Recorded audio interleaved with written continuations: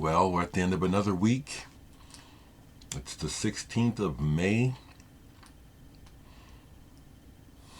I'm just getting going here. Literally, this is my third sip of coffee. I'm just getting going.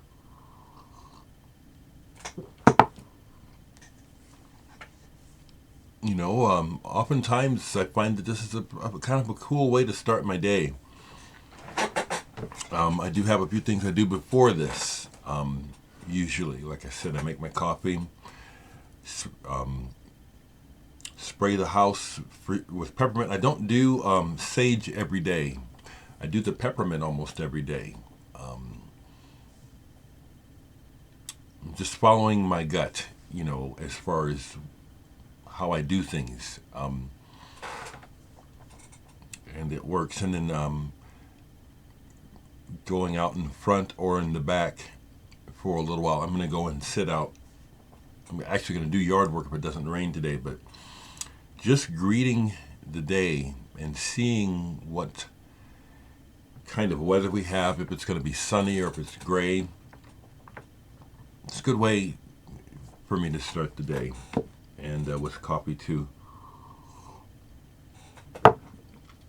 Sometimes I eat, sometimes I don't eat until lunchtime. Coffee is food. So every day is a challenge, and every day, because of the clicking of the clock, the ticking of the clock, every day we lose someone of note. The two people that we lost yesterday that I will speak of, I'm speaking of two, because one is getting attention for sure and deserves it, but the other musician deserves the attention too, and he's not getting it and he won't. I don't have any of his records anymore, but he's important in my history. Jorge Santana, Carlos Santana's younger brother, had a band called Malo. Jorge Santana died yesterday, apparently of natural causes, 68 years old. But the band Malo is important in my history. I started working at 14. Hey, Stephanie, I know you're watching. It was so good to talk to you last night on message. Those connections are really important, people. I hope that you're staying in touch with people that you care about.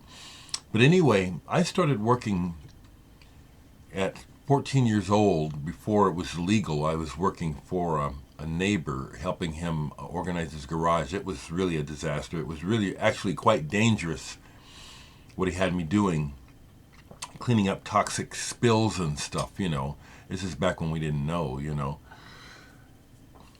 Who knows what effect it had on me.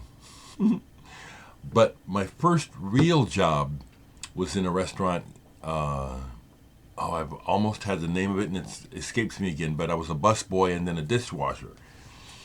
And I just,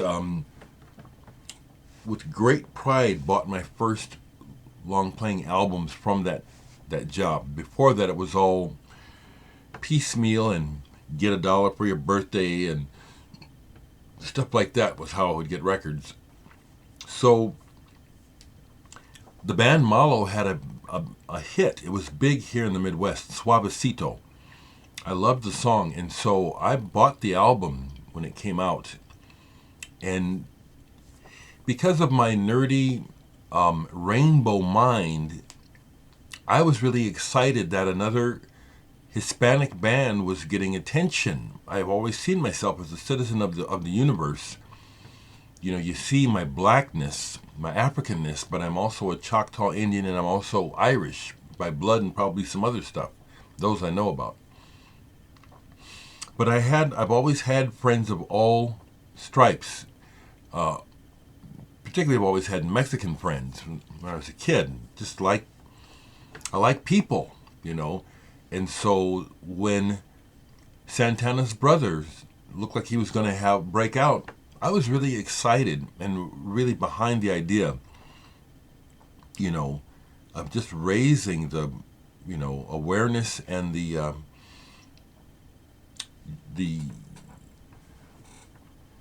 just having people's music recognized on a more even level. So I bought that album. I even bought the second album. I don't have them anymore. I was only 15. Those records are long gone. But my point is that I'm going to talk about the Pretty Things. Phil May, he's getting remembered in the music community. But so far, in all the music groups that I'm in, only one other person has mentioned Jorge Santana. Now, he deserves more remembrance than that. So I made an effort, and I'm making an effort here. Rest in peace, Jorge Santana. Important. We also lost Phil May, the lead singer of the band The Pretty Things. Now, I just have this twofer, but it has their two most important albums, SF Sorrow and Parachute. Now, again, The Pretty Things are important in my history because I remember as a little boy, I used to watch Shindig and Hullabaloo, love those shows. And when the Pretty Things did Big City on Hullabaloo, I was shocked because I was just a child. I loved the Beatles, and I was, interested in the British way, but I'd never seen a man with hair that long. And his eyes, I couldn't understand as a child what was going on with his eyes. It was scary and intriguing, which is the hallmark of rock music. Dangerous. Excuse me. So the Pretty Things made an impression on me right away. In that sense, I didn't buy any of their records for a long time. And the other thing I'll say about the Pretty Things is even though I know their history and respect them, they've made some shitty records. They haven't been consistent. But I would still like to have an actual original copy of SF Sorrow, even though I've got the music. And this, Pete Townshend of The Who said that it was SF Sorrow that led him to write Tommy, if I have this correctly. Now, in my opinion, this album, SF Sorrow, is a quintessential English rock album. The way it starts, that opening guitar riff, to me, it sounds like something that almost every household would know by now, and they don't. The song is a concept about a guy, SF Sorrow. I forget exactly what it's about, but I think one of the reasons why it's still a cult classic is that it only rocks out a little bit. It's pretty heady, but it's really good and very, very varied. The songwriting on here is wonderful. Last night on YouTube I watched where the Pretty Things got together in the recent past and played it live for the first time. They never played it live. And it sounded great. And it sounded contemporary. Sounded like it could be Radiohead or something. I have one single by the Pretty Things, but I'm not going to go grab it. But I have this album. They got signed by Led Zeppelin's label in the 70s. Put out some records. I don't have Silk Torpedo, but I have this, Savage Eye. I listened to this last night and completely reassessed it. I've always liked the first two songs, Under the Volcano and My Song. Good songs. But the whole first side is really good and varied. And not unlike SF Sorrow with the variety of songwriting that they show, song after song after song. And Phil May, as a lead singer, had a distinct and very strong personality and voice. He was one of the original bad boys, and you guys who know your stuff know that Dick Taylor was a member of the Rolling Stones for a time before he went back to school, or went to school. In many ways, these guys were contemporaries of the Stones and the Beatles. I can't say that I think that the Pretty Things were better than the Stones. I think that their potential was better, but it didn't happen. Rest in peace, Phil May. I'm able to do this because it was talked about yesterday, and so it's on my mind. Yesterday were a couple of birthdays of note. Mike Oldfield. I still have Tubular Bells. This is not my original copy. I've probably had 3 or 4 copies of this album. This is a German pressing. I'm really happy that I got to hear Tubular Bells before I saw The Exorcist, because The Exorcist just about ruined it for me. That movie gave me nightmares for a long time. But because I was into the New Music Express and reading about the label Virgin getting going, I read about it and I knew I needed to hear it, so I got it right away. But I've gone through a few copies because this album is magnificent. This is a unique.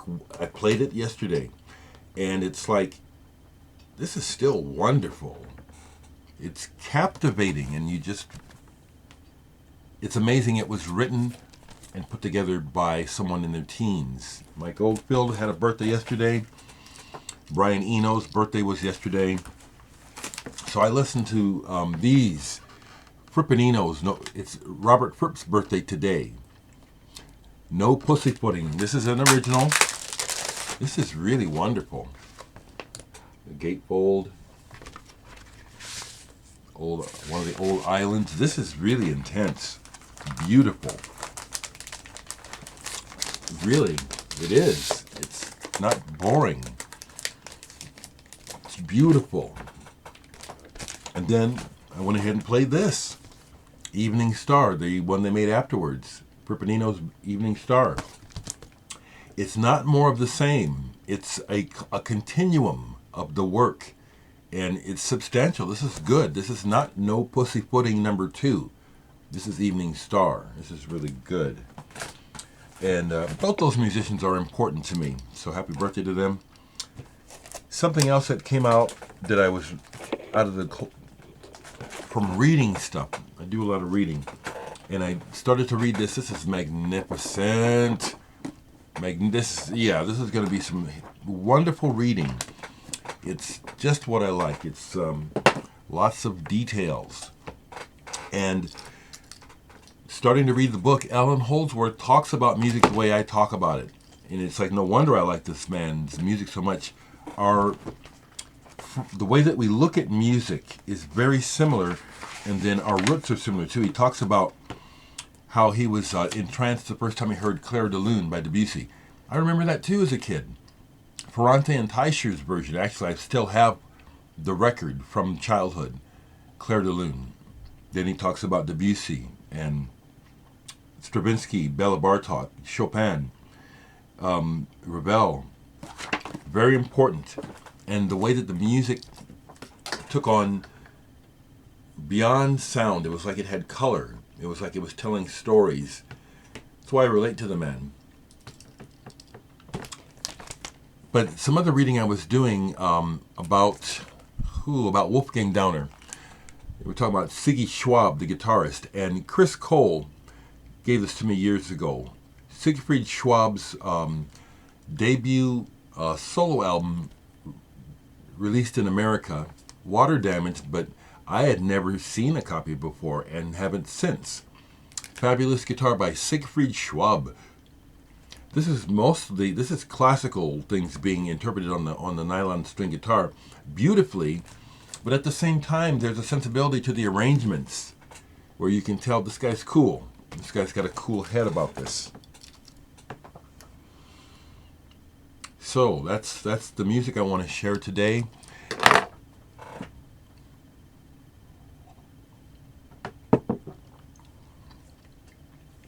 I'm keeping it real simple, people. And